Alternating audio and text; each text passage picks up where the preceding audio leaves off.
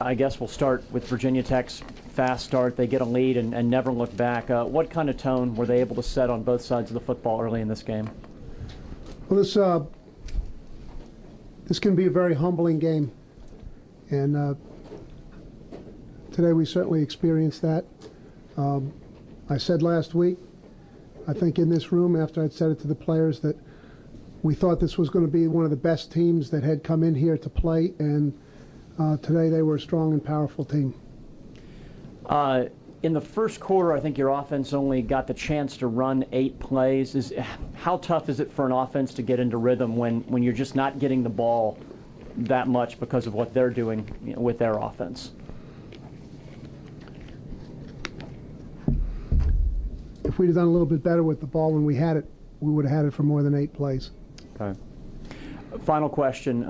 Game is still somewhat it's 10-0 early second quarter, and you finally force a stop and force them to punt, and then Johnson drops the punt. How important was that sequence, and if you could talk about that whole shift in tide there? Well, it certainly was an unfortunate situation.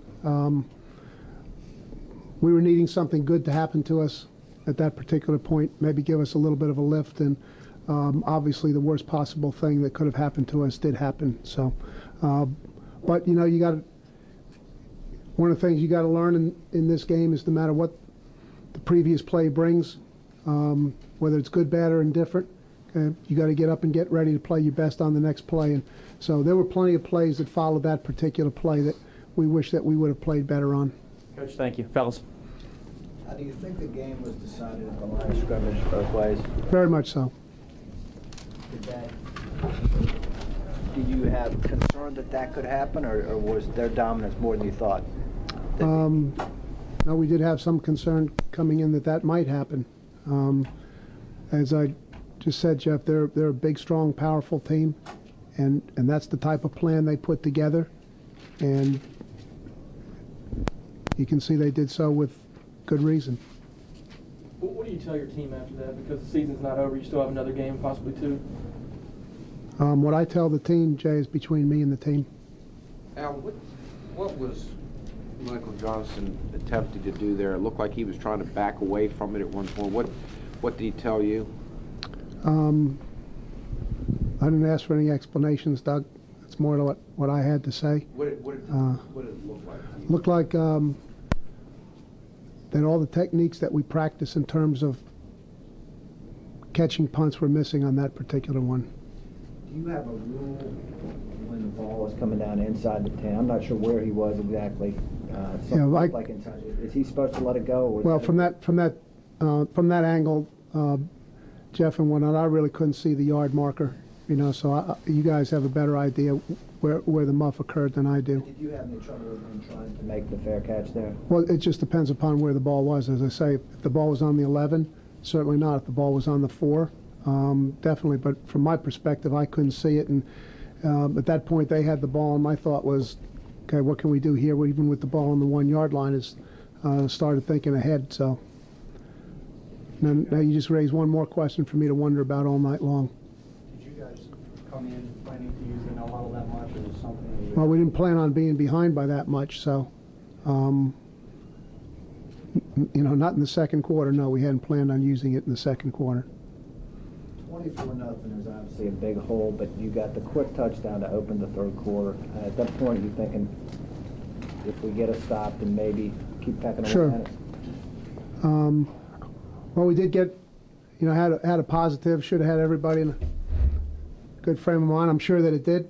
And you know, really, the next drive, Jeff, was just like so many that preceded it or followed it. We just weren't able to be strong enough or physical enough at the point of the attack. Most particularly, we did not do a good job on the edge of the defense today. We had a particular amount of trouble. It wasn't a scheme thing. Okay, we were in the right places. We just got blocked more than you can get blocked if you're going to stop the running game. Tech doing a particularly outstanding job on Dayon. Well, we couldn't get him free very much, and certainly in the early going, we had difficulty really getting our wide receivers into the game. And that's a good way to take Marcus out of the game when there's nobody to throw the ball to. Why did you have trouble getting them into the game? Just good coverage, or? Yeah, it didn't get free.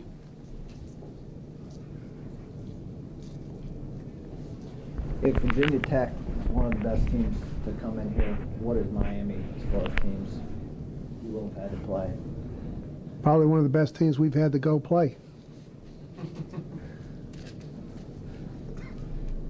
Al, how can you account for the thoroughness of this outcome? You knew it was a really good team, but you've been playing better yourselves. Beat Well, two ranked teams in here. You know, Doug, I always say you are what you are. And hey, it was what it was today. You can't turn it into anything else. But kind of like what I said in the beginning, fellas, you know, sometimes, usually on Tuesdays when we have that press conference and guys are asking me some questions about, gee, this unit's doing great, or that unit's doing great, or how about this player and this and that. And sometimes it might seem like I'm a little reticent to jump on the bandwagon. That's because I do realize this is a very humbling game, and until you've proved it over a long period of time, there really is no story. And we had a couple good outings that were noteworthy preceding this one, but today, as I said before, it's a very humbling game, and we experienced that today. Coach, you've been saying all season that you go one-game seasons. How is it difficult to put a loss like this behind you and look ahead, or is it pretty much like, all right, that's behind us now, and now we're just focused on Miami? Well, this obviously, look, the players put a lot into this one. They're very emotional about the game going in. They came in with every intention of giving it their best. There's a lot of disappointment that goes with that for all of us. But by the same token, that's when you sign up for a season. You got 11 games. That's part of playing a season. Okay, getting over a big win or bouncing back from a disappointing loss. The other guys are still just 7 days away, and you know, people don't think that that's jazzy stuff to say, but that's the reality of competition. That's what you have to be ready for. He wasn't able to, Jeff, to come back from the ankle sprain that he got last week. And that's those in uniform that didn't play. Correct. How much against the big, strong offensive line did the lack of a rotation hurdle up front? Is that not a factor? You know, it might have been nice to say, but if I said yes, it would sound like maybe that's some excuse. And there were just too many plays where, you know, we were blocked well, and they did a real good job with it. As I say, that, you know, they're a big, powerful team. We knew that that's their style of play this year. They had 2 weeks to get ready for it. I thought, and then every time we had an opportunity to maybe get a stop or whatnot, Marcus Vick came up with both the right decision and the accurate throw. So, you know, there were some circumstances there where we certainly had the opportunity on some third downs to make a stop and get off the field, and that's where he was really a big factor in the game. We couldn't get him off the field, and on some of those third downs, which kept the drives going, and certainly his performance was a big reason for that. Is this the most you guys have used the no huddle in the time that you have been here? It probably is.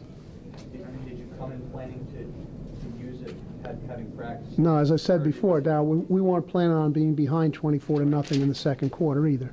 So, you know, that's why we used it. With about 3 minutes left in the second quarter, I believe the score 17-0, 4th and 7. You went for it. You didn't make it. Tech took over and scored a touchdown there. I guess at that point, you felt you had to take a gamble. Well, we weren't trying to. We were not trying to keep from losing the game. We're trying to win the game, and the game was running away from us, and it was going to take points to win the game. It wasn't going to take maintaining the status quo at that particular point. I mean, if the status quo had remained for the rest of the afternoon, it still would have been 17-0. So, you know, we're trying to take whatever measures we can to win the game. They give you 4 downs. You know, I'm sure by the on the other side of the coin, if we'd have punted the ball away, everybody would have said that we were giving up. So, what did you hope to get out of the run of the no huddle today? better production. What do you think? How much of a factor was speed in this game? Or do you feel power was? I think it was more of a, not to diminish that perhaps speed was a factor, but I thought that certainly power was a bigger factor than speed in the game. So one of the adages that we've always believed in for quite some time is that power football wins. And whichever team can supply that, each particular week always has an advantage.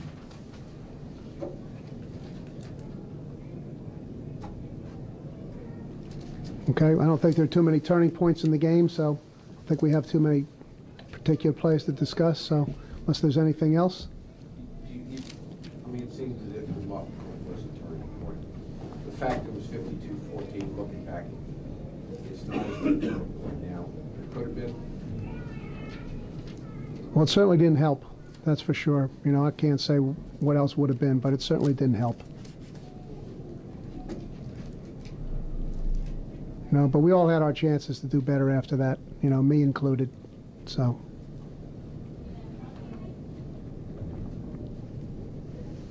Okay, thank you.